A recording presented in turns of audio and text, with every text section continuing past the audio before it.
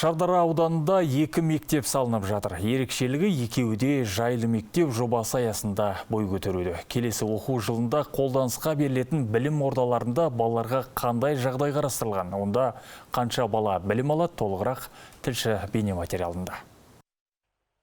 Шардара ауданында салынып жатқан бірінші мектеп 4-ші мөлтек ауданында орналасқан. Аумағы 3,7 гектар мектеп 1200 оқушыға арналған. Ал екінші оқу ордасы өте елді мекенінде бой көтеріп жатыр. Бұл мектепте 300 оқушы білім алады. Шардара ауданы бойынша 30 мектеп орналасқан. Бүгінгі таңда барлық мектептерде ағымдағы ақтау сырлау жұмыстары жүргізілді. Қазіргі таңда аудан көлемінде президентіміз Қасым-Жомарт Кемелұлының тапсырмасына сәйкес жайлы мектеп ұлттық пилоттық жобасы аясында 2 білім беру ұйымының құрылыс жұмыстары жүргізілуде. Жобамен жоспарға сәйкес 23 жылы құрылыс жұмыстары басталып, 24 жылы пайдалану беру жоспарлануда.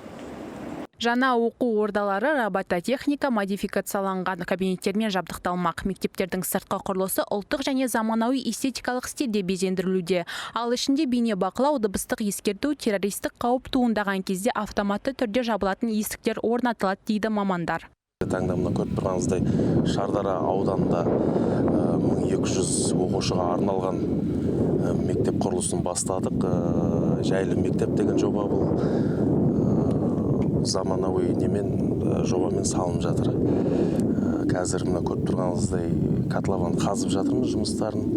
20 шақты жұмысшы қазір жұмыс жасап жатыр. Мына котлован уже сәл жақындатқаннан кейін бітіруге бетон жұмыстарын бастаймыз. Оқу ордаларында әмбебап дизайн және ақылға қонымды бейімделу қағидаты ескерілген. Сондай-ақ бұл мектептерде ерекше білім беру қажеттілігі бар балаларды оқытуға арнайы жағдай жасалмақ. Аружан Арманқызы, Бауыржан Найманов, Қуаныш Әуелбеков, Түркістан 24.